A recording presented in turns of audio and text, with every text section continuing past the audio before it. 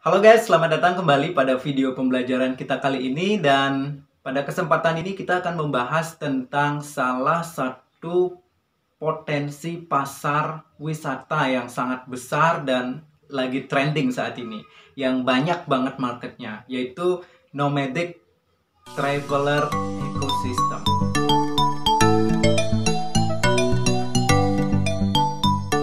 Ya. Nah, apa itu nomadic traveler? Ya, kita akan membahas tentang itu ya. Jadi nomadic traveler itu adalah traveler yang mereka itu sifatnya seperti hidup berpindah-pindah. Nah, zaman dahulu itu ketika nenek moyang kita yang zaman dahulu ketika mereka menjalani hidupnya, mereka hidup secara nomaden. Jadi berpindah-pindah dari satu tempat ke tempat yang lainnya, ya, di mana ada makanan di sana mereka pindah. Kemudian dilanjutkan dengan gaya hidup menetap.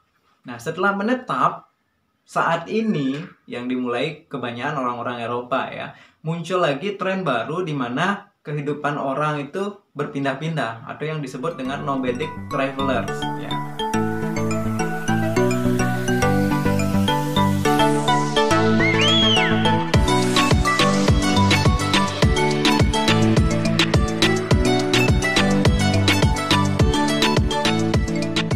Kenapa mereka bisa melakukan itu? Nah, ini juga karena didukung oleh yang namanya teknologi, di mana ada namanya internet, di mana itu memberikan akses kepada orang untuk bisa bekerja di mana saja. Nah, inilah yang membuka peluang kepada para pekerja yang bisa mengerjakan tugas mereka tidak hanya di kantor aja, tetapi mereka bisa melakukan pekerjaannya dimanapun mereka berada. Ya, itu yang disebut dengan nomadic travelers ya. Misalnya mereka tinggal di Indonesia selama 1 tahun. Kerjanya apa? Mereka kerja ya. Kerjanya bisa lewat internet aja, online, entah apa pekerjaannya ya. So that's nomadic travelers ya. Jadi salah satu gagasan dari pemerintah juga yaitu bagaimana membangun atau mengemas market ini menjadi sumber penghasilan yang besar bagi bangsa Indonesia atau bagi industri pariwisata ya. Oke, kita mulai saja. Building nomadic traveler ecosystem in Indonesia. Jadi bagaimana membangun ekosistem nomadic traveler ya. Jadi hotel berjuta bintang di Bali ya. Sekarang itu trennya adalah hotel, kalau dulu hotelnya bintang 1, 2, 3, 4, 5 udah. Sekarang itu hotelnya berjuta bintang. Kenapa? Karena bintang yang dipakai itu adalah bintang yang asli. Ya, contohnya seperti ini. Ini adalah sebuah glamping di mana atapnya itu transparan sehingga Anda bisa menikmati bintang yang jumlahnya berjuta di angkasa sana. Ya, itulah contoh-contoh yang disukai oleh para nomadic traveler. Ya, jadi tantangan mendongkrak jumlah amenities pariwisata itu yang pertama ada existing supply. Jadi amenities konvensional, kemudian ada existing trend, amenities berbasis experience. Ya, kalau dulu itu existing supply, amenities konvensional. Ya, jadi konvensional itu ya hotel berbintang, hotel non bintang itu ya. Jadi pada saat itu ini adalah data dari 2017 ya. Jadi hotel berbintang di Indonesia itu ada 2.350, sedangkan hotel non bintang itu 16.000. Sedangkan yang existing trend itu adalah berdasarkan experience ya. Jadi ada specialty lodging ya, itu nama-nama ininya, nama-nama bangunan apa namanya, tempat ya seperti hotel yang dipakai ya. Specialty lodging itu ada 1.890, kemudian homestay atau guest house itu ada 600, itu yang terdaftar. Kemudian bumi perkemahan atau glamping itu ada sekitar 100, jadi masih sedikit. Sedangkan tren yang untuk existing trend atau yang berbasis experience ini yang benar-benar perkembangannya sangat cepat dan sangat bagus serta mudah dibangun ya. Jadi nomadic tourist untuk menjawab tantangan zaman now itu ya, jadi yang perlu dipersiapkan itu adalah apa? Akses yang nomaden ya. Misalnya kayak seaplane, heli, ya, cruise, ya itu orang-orang nomadic traveler itu mereka suka sesuatu yang berbeda soalnya. Kemudian amenities yang nomaden lagi misalnya kayak tent, camp, caravan, home pod, kemudian eco pods dan sebagainya. Kemudian kalau dari sisi atraksi untuk nomadic traveler itu ada nature, culture, kemudian man-made. Man-made itu artinya yang dibuat oleh orang ya. Kemudian kini membangun hotel berbintang cukup dengan modal investasi sebesar 70 juta per kamar. Nah, kenapa? Karena buatnya glamping ya, buatnya tenda-tenda. Sehingga Anda bisa menikmati jutaan bintang dari sana. Dan itulah yang laku untuk saat ini. Dan di Bali pun udah banyak sebenarnya ada glamping-glamping. Dan ini biasanya banyak dijual melalui Airbnb ya. Oke, tipe amenities untuk kaum nomad dari tidur di tenda hingga menginap di goa. Nah, hal-hal seperti itulah yang mereka cari ya. Kemudian untuk kamar, kalau Anda mengikuti tren perkembangan pariwisata ya, jadi orang buat penginapan itu bukan cuman seperti biasa ya, kamar yang modern dan apa namanya full dengan facilities, tetapi buatnya yang aneh-aneh, misalnya seperti sangkar burung ya, atau bird nest. Nah, seperti itu yang laku saat ini ya. Dan kebanyakan memang anak-anak muda yang suka dengan seperti itu. Nah, ini contoh-contohnya, gambar-gambarnya yang menjadi tren untuk para nomadic travelers.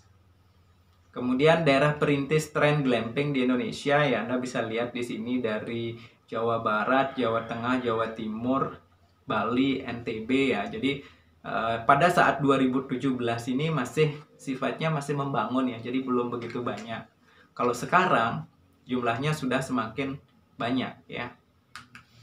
Kemudian nomadic traveler untuk zaman now itu kita bagi menjadi 3 ya. Jadi jangan berharap nomadic traveler atau backpacker itu semuanya golongan yang tidak punya uang atau golongan wisatawan ke bawah, tidak ya. Jadi yang pertama itu ada namanya millennial nomad atau glam packer. Nah, millennial nomad ini mengembara untuk melihat dunia yang instagramable. Ini ada 20 juta orang, data dari Facebook ataupun IG ya. Ada 20 juta orang yang menjadi millennial nomad. Jadi ya mereka memang berkelana kemana-mana dan mencari spot-spot yang menarik untuk foto dan yang lainnya. Dan itulah yang menjadi tren saat ini ya. Kemudian ada namanya luxpacker atau luxurious nomad. Ya, jadi ini adalah nomadic yang sifatnya kelas atas. Mereka punya banyak uang karena udah bosan dengan kehidupan yang mewah yang biasa. Jadi mereka mau mencari sesuatu yang berbeda gitu. Ya. Dan di sini ada 7,7 juta orang di dunia yang menjadi luxurious nomad ya. Misalnya ya, jadi ini mengembara untuk melupakan dunia ya, misalnya ke hutan lebat ya, resort yang tidak ada jalan aksesnya seperti itu, yang ke sana harus menggunakan helikopter ya, dan sebagainya. Nah, kemudian ada namanya flashpacker atau digital nomad. Nah, ini yang sebenarnya sangat-sangat berkembang ya. Digital nomad itu artinya menetap sementara di suatu tempat sembari bekerja dari mana saja. Nah, mereka lah yang menggunakan teknologi untuk bekerja. Jadi, dimanapun mereka berada, mereka bisa hidup. Karena mereka bisa bekerja. Segala sesuatunya bisa dengan online. Segala pembayaran semuanya bisa dengan online. So, it's easy ya. Tidak ada sesuatu yang susah di dunia ini kalau udah dengan teknologi. Ya, di sini ada 5 juta orang ya. Jadi itu adalah pasar yang sangat luar biasa. Ini tahun 2017, belum tahun 2021 ya. Nah, kalau misalnya kalau dari sisi segmentasi dan solusi ya, di sini kan ada millennial nomad, luxurious nomad, sama digital nomad atau glam packer, lux packer, dan flash packer. Jadi apa aja yang menjadi solusi untuk mereka? Dari sisi kita bedakan dari sisi akses, amenities, dan attraction. Ya. Jadi kalau akses itu, kalau yang millennial nomad itu LCC, Ferry, Boat, Uber, Gojek, Grab.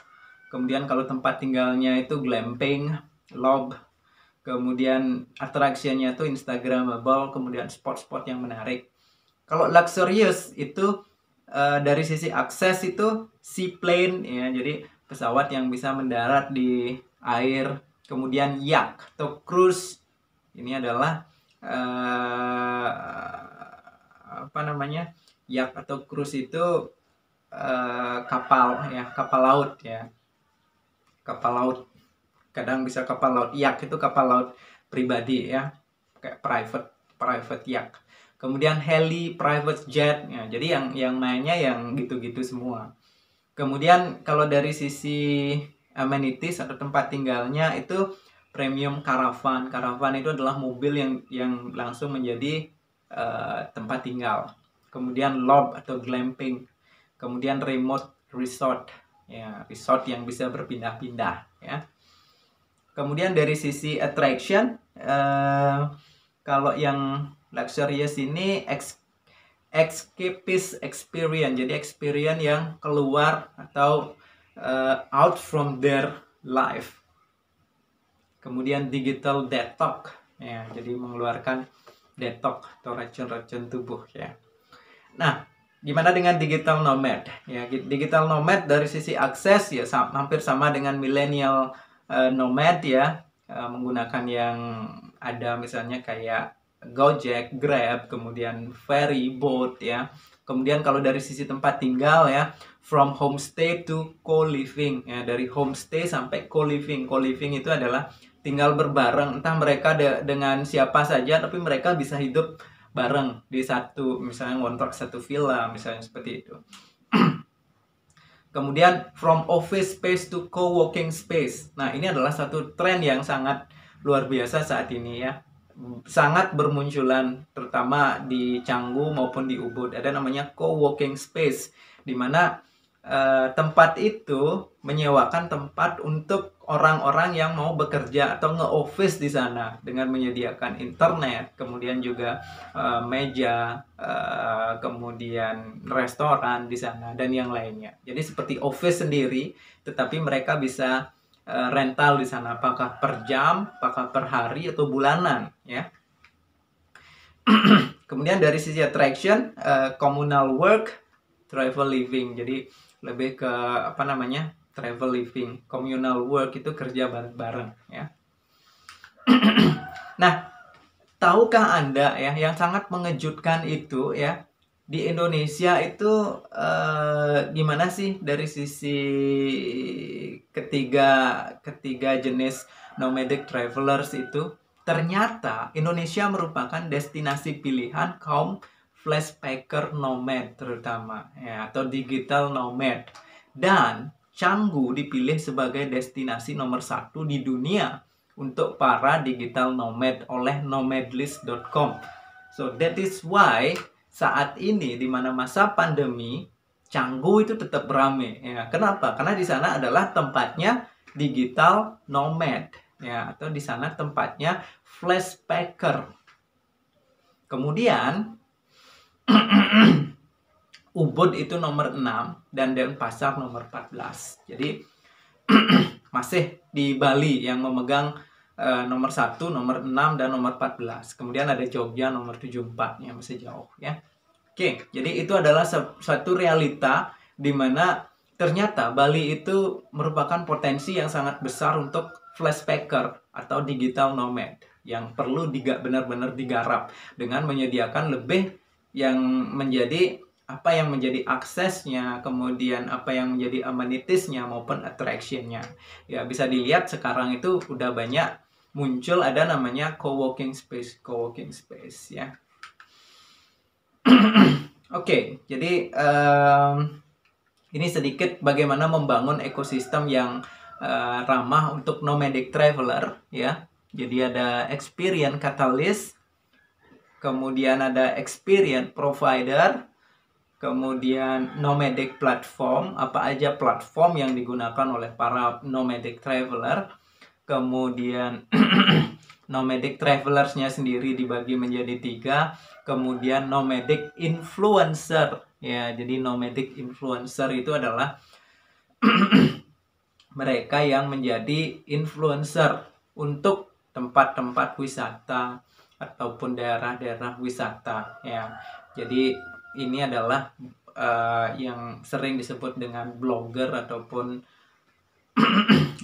selebgram ya. Jadi mereka yang membawa pengaruh yang membantu memarketingkan suatu tempat ya.